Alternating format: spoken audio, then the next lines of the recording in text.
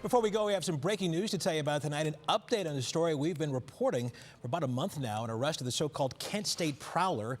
Kent police say 43-year-old Stephen Franzreb of North Royalton was caught on camera in several Kent State sorority houses in the past few months. This is the so-called Naked Bandit as well. U.S. Marshals made the arrest in Broadview Heights just a short time ago. He's being held without bail and faces felony charges of menacing by stalking. Of course, more on this tomorrow and on WKYC.com.